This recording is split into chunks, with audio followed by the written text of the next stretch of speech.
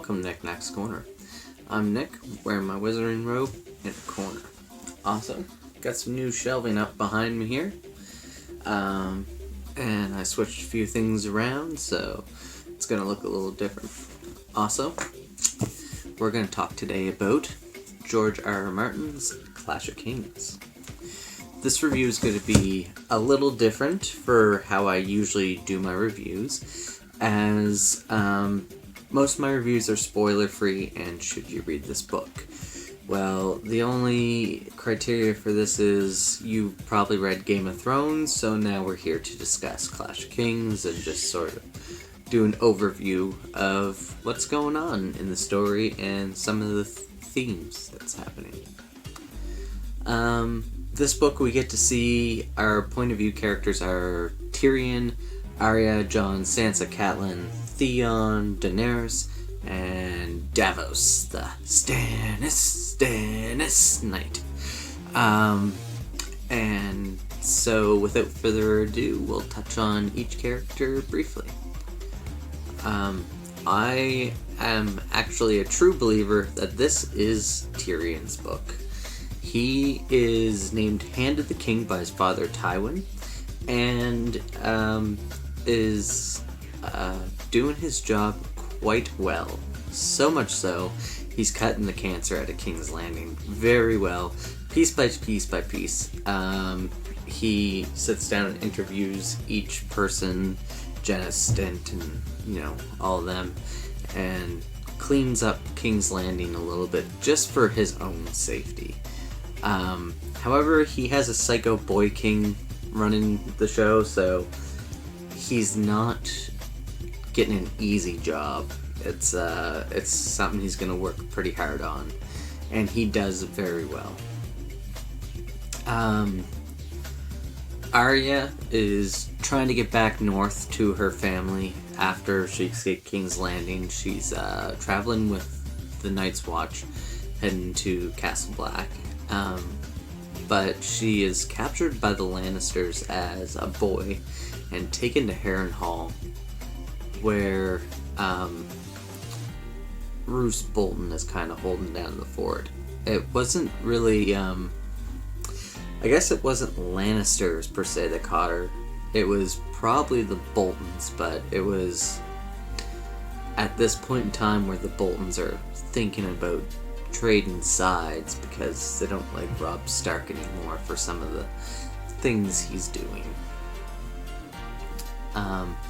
But also while she is at Harrenhal, she gets to run into Jaqen H'ghar and learns that she's going to be potentially doing some face swapping in the future, as she gets to meet him and he gives her 3 names to kill, and he does so and helps her get out. And after that, she is sent off into a whole new world of Westeros and soon to be Pentos. I think our next logical character to talk about would be Jon Snow. He is going beyond the wall with the Night's Watch, as the dead had just come back in Castle Black, and now Jeor Mormont wants to go beyond the wall to see what's going on. They go to Craster's Keep, find some less than wonderful things have been happening there, and they also continue on to the Fist of the First Men, where they find some dragon glass and are able, obsidian otherwise, and that's where Sam the Slayer gets his little dagger and stuff, and yeah, it's pretty cool. And Jon decides he's gonna go ranging with Qhorin Halfhand, and he gets mixed up with some wildlings. It's pretty interesting. I think Jon has one of the best stories going in the entire story, because I just love the entire Castle Black story plot and what's going on beyond the wall. It's my personal favorite. And the next character we'll talk about is another Stark child. Sansa is stuck as a prisoner with the Lannisters, being a ward to Cersei and also betrothed to her father's killer, Joffrey. Her life has become not as she had dreamed. Because Joffrey is a sadistic little poopy head. Yeah. But she is a young child in a story full of adults, so her naivete, it stands out with her more than any other character. And it's and her idea of like a perfect world kind of just crashes down around her. And like near the end, Cersei is like talking to her about what's between a woman's legs and where the power comes from and all that sort of stuff.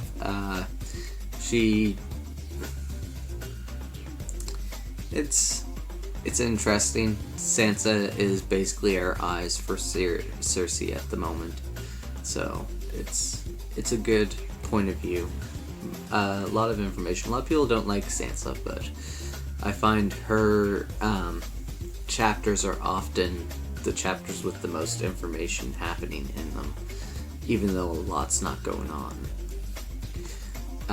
At this point in time, Bran is named heir to Winterfell as Robb Stark is named king in the north, and Bran rules Winterfell as Robb is out on his war campaign against the Lannisters. We see Bran is able to help his countrymen until the sea crashes over the wall of Winterfell, and a lot of bad things happen when the sea comes to Winterfell. And Bran was saved by Osha and Hodor and taken out, and they hid in the crypts for a bit, but it's really intense what happens with Bran. He's got a very interesting story with the whole Wargame thing. And Catelyn is the mother that I do not like very much, mostly because she treats Jon Snow in a not great manner, which makes me sad because Jon Snow is awesome. But she fights for her flesh and blood, thick and thin, and she joins Robb on his war campaign and also talks to Renly to try and make alliances, meets Brienne and brings her into her service, and she also tries to talk Robb out of sending Theon away to try and get Balon Greyjoy to come and join them. But Theon is sent, and we'll talk about him in a second. But also, Catelyn is very upset about her daughters not being released and being in captions. So she feels like if she talks Jaime Lannister into being released, that he will bring her daughters back to her. But we will not find out about that until later. So I guess the next logical person to talk about would be Theon here. And he was released by Robb Stark from Robb Stark's services to make an alliance with Balon Greyjoy. And things don't play out very well because Balon takes everything for the iron price. He's very strict, so he basically gets Theon to start raiding for him along the Winterfell coast. And Theon ends up going right into Winterfell and like past Catelyn, Moat Catelyn and stuff like that, and goes right to Winterfell, climbs over the walls, kills a bunch of people who have lived in Winterfell from the get-go, and names himself Prince of Winterfell. He also hunts down the Stark boys to try and kill them and hang them up inside the fortress. Theon is someone who deserves everything he's about to get, and then maybe he is paid for his crime. Daenerys, she makes her way through the Red Wastes with her Khalasar and makes her way to Karth, the greatest city that ever is, or ever was, or ever will be, blah blah blah. I was kind of bored by the Karth storyline. The House of the Undying was pretty interesting with all the visions as to what Daenerys is doing. and like seeing all the things that are happening within the book. I really enjoyed that. However, the rest of it kind of just seemed to be like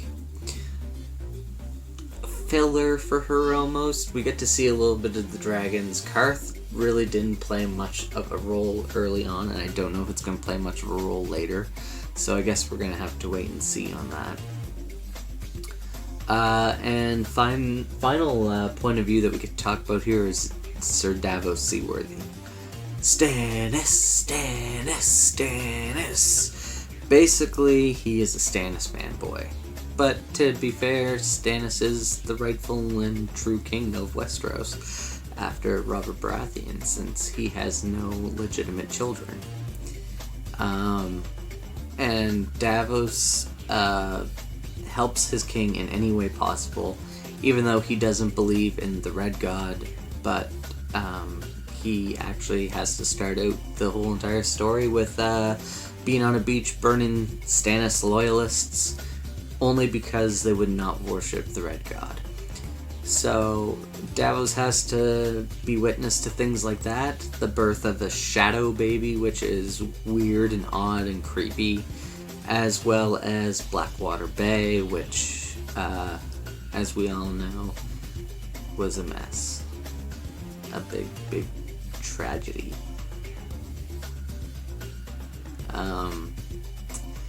And Blackwater Bay was not a good place for Davos. Poor fella. Not a good place, no. And so, I guess to talk about the book a little bit more, there's a lot going on inside these two covers. It's the War of the Five Kings that begins. We already see people starting to lose the war, starting to lose the game. And people that are having a hard time, they might seem like they're making an advancement, but then they start to fall behind at the same time. And George knows how to write compelling, strong-willed characters. And he also creates a rich history, which I didn't really touch much on, because if I'm going to touch on the history of Westeros, I'm probably going to make it a whole entire series on its own instead of the book review.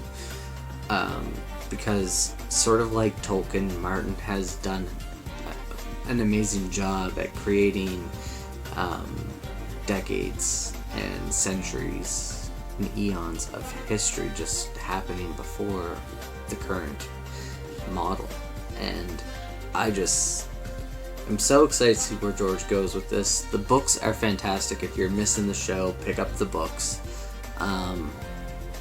And I really hope that George gets around to finishing up the books, because I think not just myself and the entire rest of the fan base is like holding their breath and waiting. It's one of those things that's going to come when it comes, and I'm sure it's going to be a monster of a book with really amazing story to continue. Something that I'm hoping that just will not be fathomable compared to what the show was. You will hit that wall of a Dance with Dragons just like the rest of us all have, and can't wait for more, because the story's incomplete, and the show, you might think it might do the job, but it's really not. The books are their own thing, and they are amazing. Anyway, I've rambled on long enough. I've given you a little bit of an overview. A lot of the themes in this story has to do with revenge and trying to get forgiveness, and family is also a huge theme in this story. Like, family is probably the biggest theme. About loyalty to your own family and stuff like that. Anyway, that's all for today's video. Thank you so much for coming to the corner. I hope you've enjoyed me rambling on about the Clash of Kings, and if there's any other books you guys would love me to read, let me know, and I'll put them on my to-be-read list very sooner than later. Have a great day, and my Instagram and Goodreads will be down below, as well as my book clubs for The Chestnut Man, and I'm finishing up it I should probably have a review for it coming up on Monday, I think, if I do well with reading it all. And as well, I am hoping to get a Fellowship of the Ring book review done with my wife on Friday, because she is soon close to finishing that as well.